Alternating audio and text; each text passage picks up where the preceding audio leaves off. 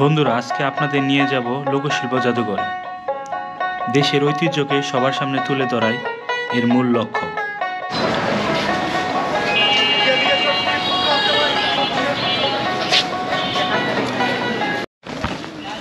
Finally হচ্ছে আপনার লোকশিল্প জাদুঘরে, শিল্পাচার্য জয়নুল আবেদীন লোকশিল্প জাদুঘরে আছি।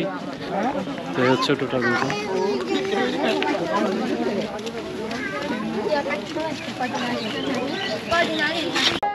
এটি 1975 খ্রিস্টাব্দে 12ই মার্চ শিল্পাচার্য জয়নুল আবেদীন সোনারগাঁয়ে ঐতিহাসিক পানামনগরে এটি স্থাপন করা হয়। এই জাদুঘর উন্মুক্ত পরিবেশে গড়ে তোলার প্রয়াস নেন এবং লোকশিল্প ও কারুশিল্প ফাউন্ডেশন কমপ্লেক্সটি প্রায় 100 বছর পুরাতন সর্দার বাড়িতে স্থানান্তরিত হয়।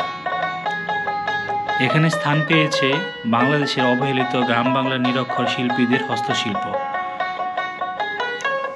সর্দার বাড়িতে মোট 10টি গ্যালারি রয়েছে।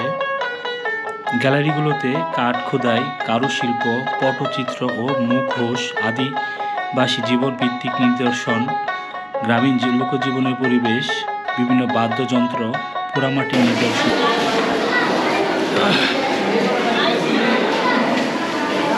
উপরে তলায় কি আছে?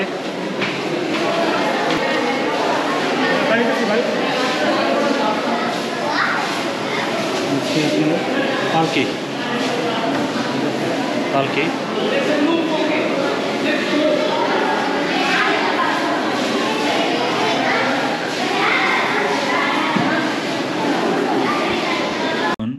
তামা, কাঁসালের, পিতলের নিদর্শন, লোহাতরির নিদর্শন রয়েছে।